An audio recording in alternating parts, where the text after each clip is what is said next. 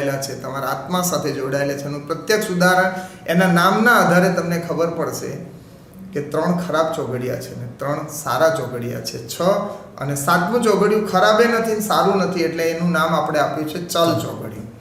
એ કેવું છે તો જગતની અંદર તમને એવા વ્યક્તિઓ એવા મળશે કે દુનિયાની અંદર ગમે તેવી પરિસ્થિતિ ખરાબ થઈ જાય તો એના મન ઉપર અસર ના પડે, અને ગમે તેવી સારી પરિસ્થિતિ હોય તો એના મન ઉપર આનંદનો પ્રભાવ ના જોડે. આવા સમસ્થિત આત્માઓ તમને ક્યારેક જોવા મળશે. આ ચલ ચોઘડિયાનું સ્વરૂપ છે. અને કેટલાય લોકો તમે જોજો ઉદ્વેગમાં જીવતા હશે. અને ઉદ્વેગનું ચોઘડિયું એટલે શું? તો જ્યારે શરીરમાં ઉદ્વેગ આવે છે ત્યારે તમારા શરીરની અંદર રોગ પેદા થાય છે.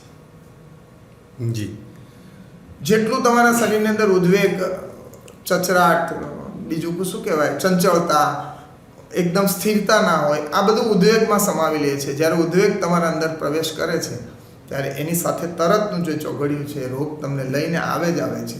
અને જેના શરીરમાં રોગ પ્રવેશ્યો છે એ કાળાના અધિકારી બન્યા છે અને તરત ભગવાનના સ્વધામ પહોંચ્યા છે. જી, ઉદ્વેગ મતલબ તમે આને અત્યારના સમયમાં ચંચળતાનો સ્ટ્રેસ, એન્ઝાઇટી, એ રોગના સ્વરૂપમાં, અને પછી એ તમને કાળ સ્વરૂપે જો તમે ત્યાં તમે સ્થિત થઈને પુનઃ ઉપર જવાના પોઝિશનમાં ના આવો તો તમને કાળ સુધી લઈ જ જાય છે. આ 3 ચોઘડિયા છે એ પણ આપણી સંસ્કૃતિનું પ્રતીક છે. તો તમને એવું નથી કીધું કે સારા ચોઘડિયામાં કામ કરજે. હવે તમે જો સારા ચોઘડિયા સમજાવો કે શુભસ્ય શીઘ્રમ, સારું કરવું હોય તો એમાં કોઈ ચોઘડિયું લેવાની જોવાની જરૂર નથી. એમ આ વાત તદ્દન પ્રચલિત છે. કેમ કે સારું કરવાની ભાવના તમારા અંદર જન્મે છે એટલે શુભ જ્યાં જન્મે છે ત્યાં ઓટોમેટિક તમારી પાસે લાભ આવે છે.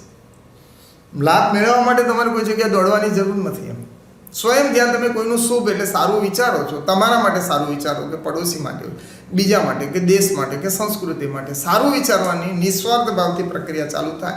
આ શુભ ચોઘડિયું છે. અને શુભ ચોઘડિયાની સાથે જોડાયેલી સિક્કાની બીજી બાજુ એ લાભ છે. અને લાભ જ્યાં જેને મળ્યો છે એ અમર તત્વને પ્રાપ્ત કરે છે, એ અમૃત છે. તો આ 6 દિવસની 6 પ્રક્રિયાઓની અંદર 7 ચોઘડિયામાં 8 પ્રહરની અંદર જો માણસ વાસ્તવિકતાથી પોતાના શરીરને બેલેન્સ રાખીને જીવે છે તો પણ એ અમર તત્વને પ્રાપ્ત કરવા માટેથી એક વેદ પણ છેટો નથી રહેતો. એક વેદ અને